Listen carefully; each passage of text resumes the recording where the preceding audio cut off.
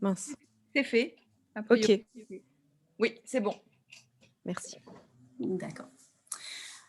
Alors, donc, oui, ce que j'étais en train de dire, c'est que ce que je propose donc de faire maintenant, dans un premier temps, je vais vous présenter les traducteurs en ligne de façon plutôt technique, et puis ensuite, je vais passer davantage aux pratiques d'élèves, et donc je vais vous présenter certaines des contraintes, des difficultés, des écueils, ou aussi des pratiques qui peuvent peut-être nous donner des pistes en tant qu'enseignant sur la façon dont on pourrait peut-être intégrer les traducteurs en ligne dans nos cours. Alors, donc, comme je disais, je vais commencer vraiment par des choses très basiques. Hein. Un traducteur en ligne, déjà, qu'est-ce que c'est? Bon, je pense que vous pensez, enfin, vous devez savoir ce que c'est, mais je préfère quand même que ce soit clair. Alors, les traducteurs en ligne, c'est Google Traduction, c'est Reverso, c'est DeepL, qui est souvent considéré comme le traducteur le plus performant, mais que je n'ai pas vu utilisé par des élèves ou par des étudiants en tout cas. Donc, je vais plutôt parler de Google Traduction aujourd'hui. Alors, un traducteur en ligne, c'est, tout d'abord, c'est un traducteur automatique, hein, c'est vraiment le cœur de l'outil. Un traducteur automatique, c'est-à-dire que la machine va analyser un corpus bilingue, donc, qui est composé de millions de mots, donc à partir de textes, qui est composé de textes qui ont été déjà traduits par des traducteurs donc de façon humaine. Alors, donc il y a ce traducteur automatique, mais on peut voir aussi qu'il y a des dictionnaires unilingues, bilingues. Sur Reverso, on peut trouver aussi un concordancier qui propose différentes traductions en contexte. Donc, on voit qu'un traducteur en ligne, déjà, c'est tout un ensemble de fonctionnalités. Ma liste n'est pas exhaustive du tout, mais donc, toutes ces fonctionnalités peuvent être très intéressantes, en particulier pour les utilisateurs experts. Donc, ce que ça veut dire aussi, c'est que World Reference, les dictionnaires Collins, le concordancier Lingua ne sont pas des traducteurs en ligne à proprement parler, puisque c'est à l'utilisateur de sélectionner la traduction qui va être la plus appropriée. Donc, je vais maintenant me concentrer vraiment sur la fonction du traducteur automatique. Alors, j'ai expliqué donc, très rapidement que les traducteurs automatiques analysaient des corpus bilingues. Alors, ça fonctionne par analyse statistique. C'est-à-dire que la machine va chercher des correspondances entre les textes donc, des deux langues. Alors, dans les années 90, on a développé des systèmes statistiques, c'est-à-dire que les correspondances étaient plutôt cherchées au niveau des mots isolés. Et ensuite, il y avait d'autres modèles qui permettaient d'agencer les mots entre eux, mais la principale limite de ce système, c'était que ça créait des problèmes de cohérence, vu que le point de départ, c'était quand même les mots isolés. Donc, c'est pour ça que dans les années 2010, on a développé un autre système de traduction automatique. Enfin, je dis un autre système, ce n'est pas tout à fait un autre système. Le fonctionnement est toujours statistique, mais cette fois-ci, donc on s'appuie sur l'apprentissage profond et on parle donc de traduction neuronale. Alors, la traduction neuronale, c'est-à-dire que la machine ne va plus chercher à appliquer des modèles, mais va analyser les textes en essayant de reconstruire des schémas, reconstruire les réseaux de sens aussi entre les mots. Alors, on est encore sur un fonctionnement statistique malgré tout. La machine est toujours là pour essayer de calculer la traduction qui sera la plus probable. Mais la grande différence, c'est qu'au lieu de partir de mots isolés, donc la machine va analyser les phrases de façon globale. Donc, on parle d'analyse contextuelle globale. Et donc, elle va davantage se concentrer sur les mots sémantiquement pleins et rechercher, calculer la probabilité des co-occurrences de mots. Donc ça, c'est un système qui a été adopté par Google en 2016 et qui a entraîné des progrès immédiats, vraiment très flagrants. Ça a vraiment été une petite révolution dans le domaine de la traduction automatique. Alors, ça ne veut pas dire que les traducteurs en ligne permettent d'avoir des traductions parfaites, loin de là, je pense qu'on en est tous parfaitement conscients. Donc maintenant, ce que je vais faire, c'est que je vais plutôt me pencher sur le processus de consultation du traducteur. Et donc, je vais vraiment partir de pratiques d'élèves que j'ai pu observer. Voilà, ce sont des pratiques de lycéens ici. Alors, à partir de ce que j'ai pu voir, donc on peut schématiser le processus de consultation du traducteur de cette façon. Alors, c'est schématique et simplifié, mais ça permet d'avoir quelques repères. Donc, tout d'abord, la génération du texte source. Donc, le texte source, c'est bien le texte de départ qu'on va taper dans la fenêtre du traducteur automatique.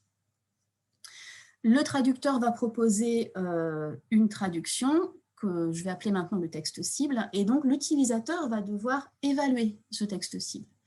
Alors, donc là, il y a deux cas de figure.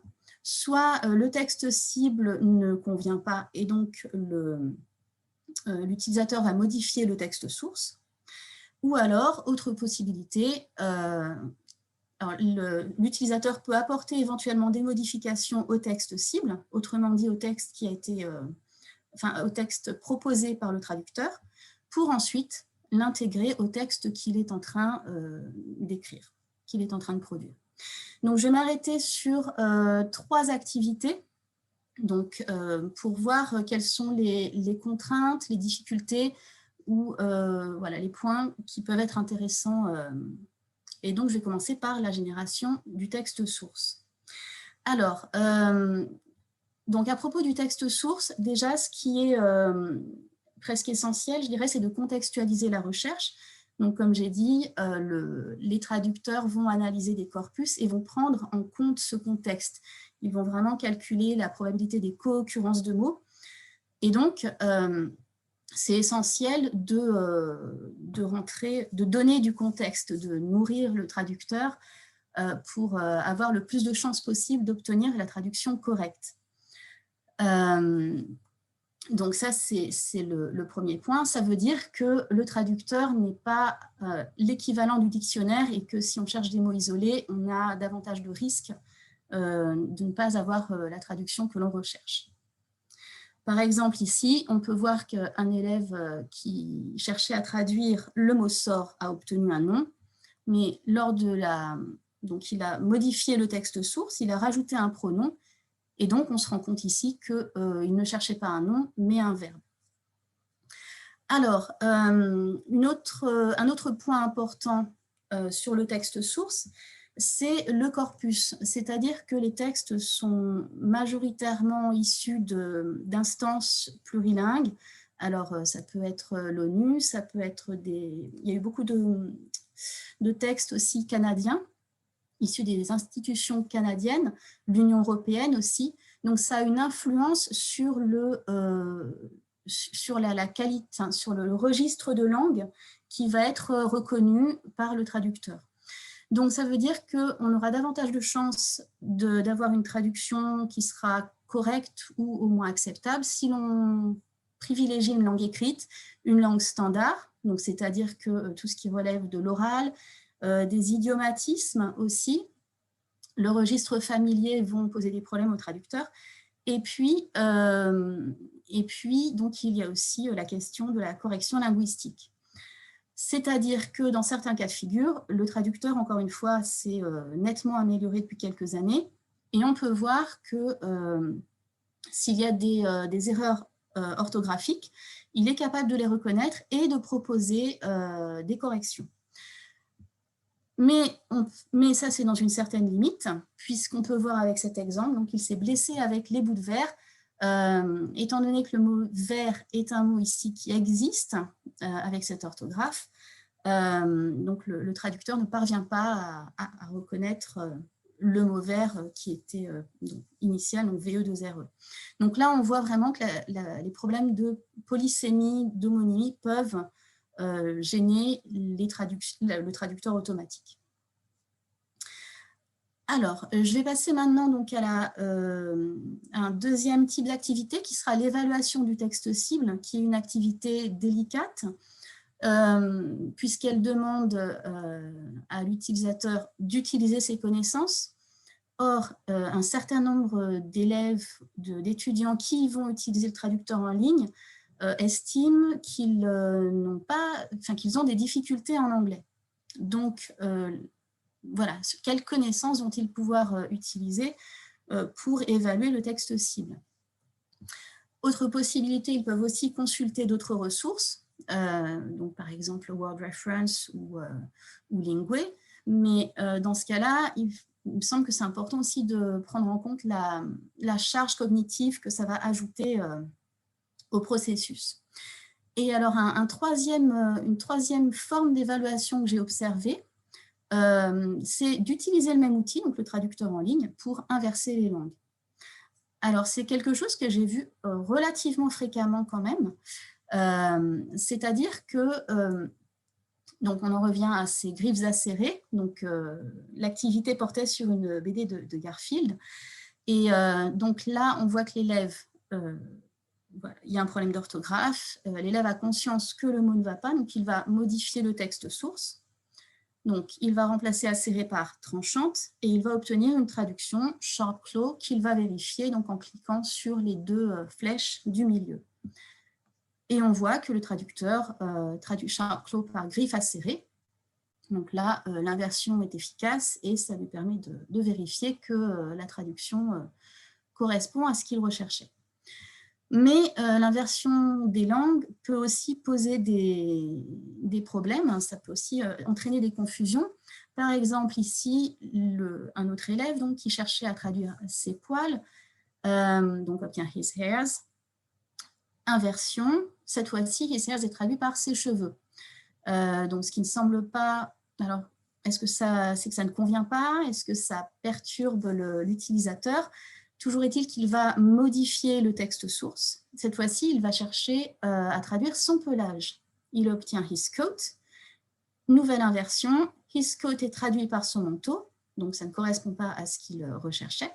Et là, donc il va à nouveau modifier le texte source et chercher à traduire son poil. Donc il va passer par le singulier. Donc là, on peut voir que alors l'inversion des langues, ça peut être intéressant, mais ça peut aussi être chronophage et ça peut aussi être source de confusion. Alors, dernier point, donc l'intégration du texte cible au texte en cours de production. Donc, très rapidement, là, les difficultés qui se posent, alors, donc moi j'en ai repéré deux principales. La première, c'est déjà de reproduire le texte cible sans ajouter d'erreur. Donc quand on travaille sur traitement de texte, le copier-coller est efficace, mais quand on écrit sur papier, il peut y avoir des erreurs qui sont rajoutées lors de la rédaction. Et puis, donc un autre problème qui peut se poser, c'est le problème de la cohérence sémantique et la cohésion du texte. Donc ça, ce sont des problèmes qui peuvent se poser quand l'utilisateur ne cherche pas à traduire des phrases entières, mais par exemple, il va écrire le sujet d'une phrase dans son texte personnel et il va ensuite chercher à traduire uniquement le verbe et le complément.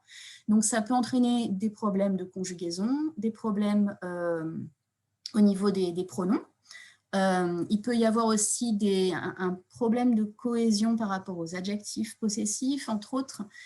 Voilà, donc tout ça fait que ça peut poser des problèmes au moment où les élèves vont intégrer le texte cible au texte en cours de production.